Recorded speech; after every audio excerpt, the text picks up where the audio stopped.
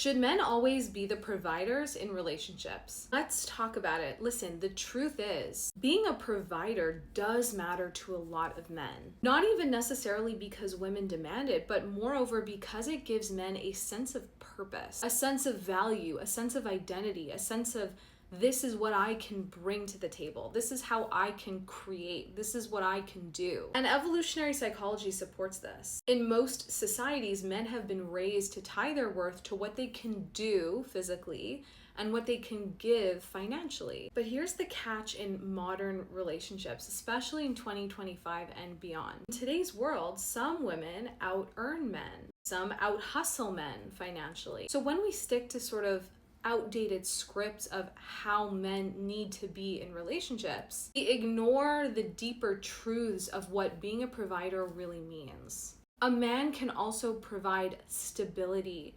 peace, knowledge, loyalty, emotional regulation, being a rock in a woman's or in a family's chaotic world. So no, I would say being a modern man, being a modern provider as a man, it's not always about money. And the ideal dynamic is different for each couple. Each couple kind of has to make their own rules in this sense. Ideal is whatever helps both people show up in their strengths. In other words, if you are in a relationship with a woman who is a high-powered lawyer about to make partner, and you are a middle school teacher who, loves teaching but doesn't really care that much about money, you as a man are not going to be the bigger provider in that couple.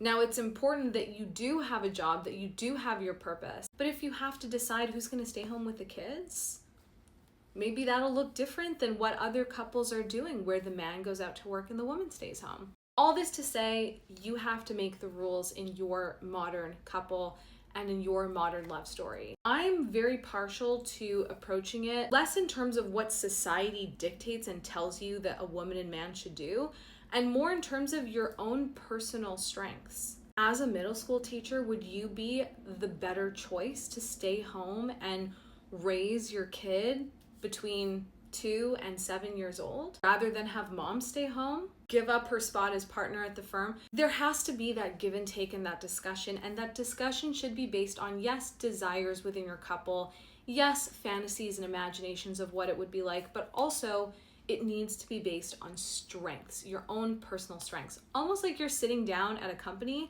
and assessing who on the team is going to do the organization, who on the team is going to be making the phone calls, who on the team is going to be. That's how you need to look at your relationship in modern day.